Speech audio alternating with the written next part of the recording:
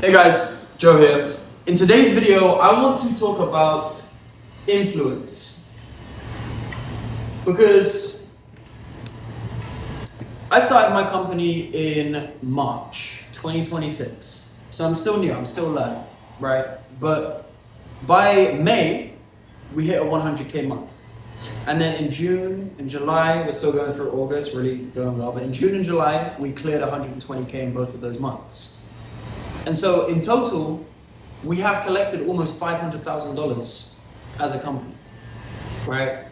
And so if I could attribute that like moderate success to one single thing, it would be this thing right here called influence. And I'll tell you why. Because if I wasn't able to influence that sales manager at the start of 2025 to let me close on their offer, right? Which is what I did in 2025. Then I wouldn't have had the opportunity to close $100,000 to $200,000 worth of deals every single month for that company and make 10 to 20K a month for myself throughout 2025 and build the skill that enables me to collect $10,000, $20,000, even $30,000 from other human beings via Zoom calls, right? So it's very important that I was able to influence that man to get into that role so I could learn that skill. Otherwise, I would not be here right now, just to be extremely clear and direct, okay? And then to expand on that, in March 2026, when I started my startup, which is now my company, small company, I would not have been able to scale it to 120K a month. Looks like this month I'm going to clear $100,000 in profit if I wasn't able to influence my amazing team to work with me on commission only right in the start. Okay?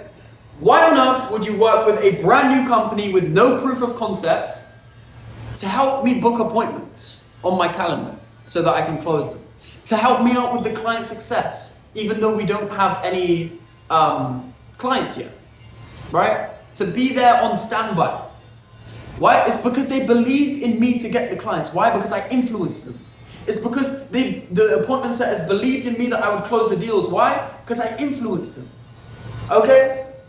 And so that's how we started booking 15, 20 appointments every single day, double booking me at the top of every single slot, even though I had no proof of concept as a business. Right?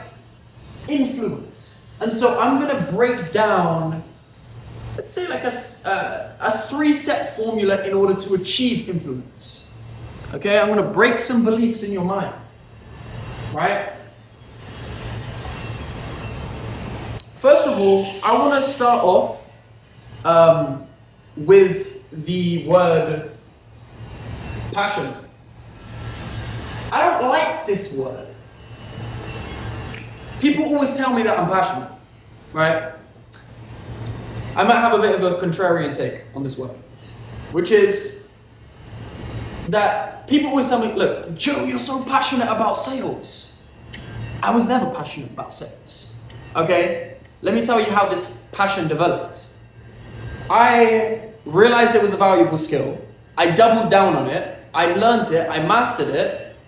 Not like 100%, but I learned it pretty well to the point where I could articulate the subject pretty fast and pretty confidently.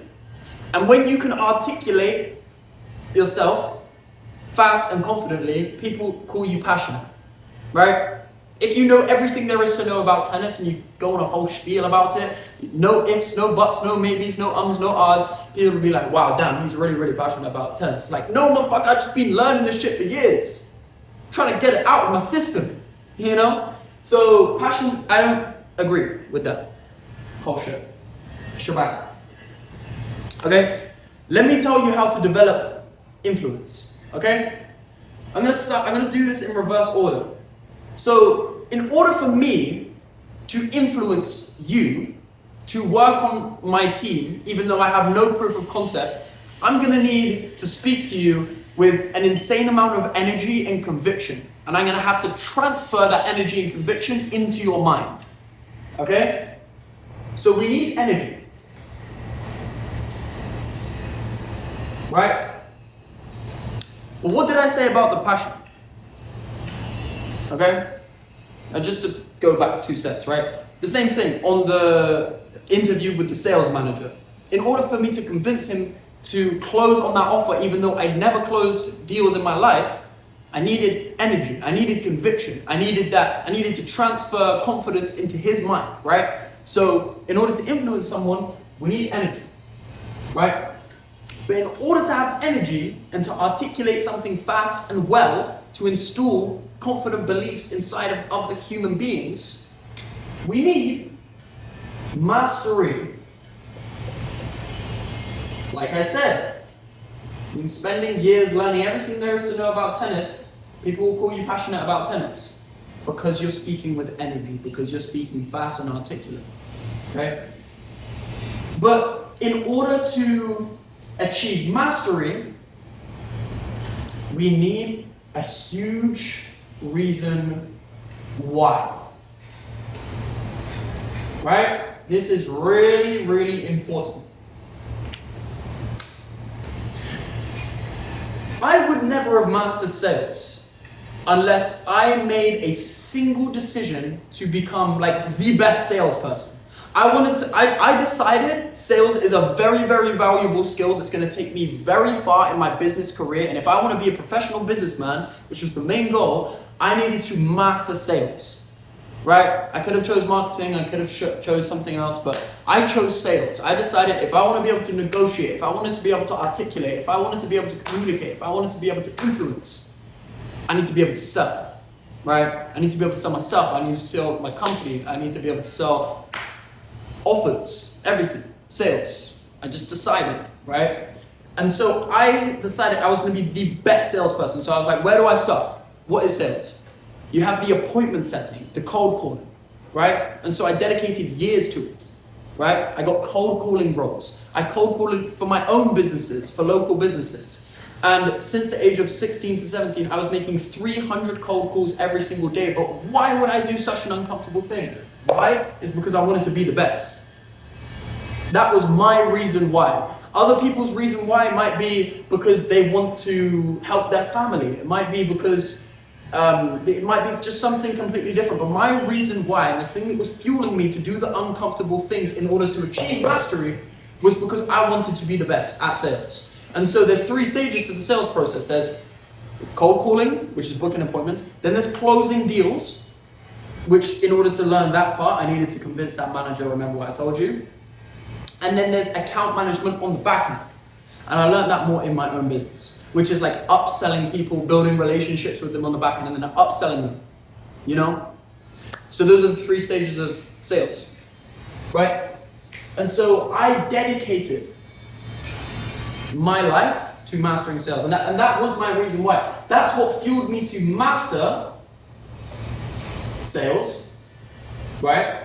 And then that's what caused me to have the energy, which people mistake for passion, because it's fast articulation of a subject that you've spent years recycling through your mind.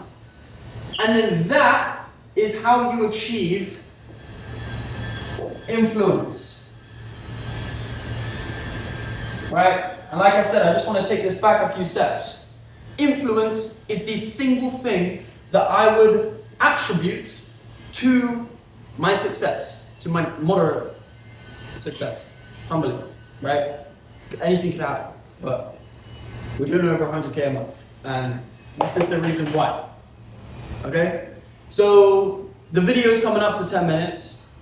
I've articulated my point, and I think 10 minutes is the right amount of time for a YouTube video. So we'll wrap it up there, but I hope you understand this mental model, right? I'm not saying passion doesn't exist. I know that you can be passionate about stuff, like I was passionate about music, stuff like that. I'm just saying in this case, But yeah, that's my point. I hope it helps. And I really hope that you find a huge reason why you're doing all of this, so that you can get through the discomfort of mastery, so that then you can develop the energy to be able to influence others, to be able to install confidence into other human beings' minds, so that then you can convince them to do stuff for you. Like let you into roles, so that you can learn stuff in the roles, so you can learn stuff in the businesses. So you can convince other people to help you build your business if you don't have any startup capital, because you're not rich like I wasn't. Like I'm not. I'm still not rich. But yeah, that's it. I hope this helps. That was my first YouTube video. I'm happy with that.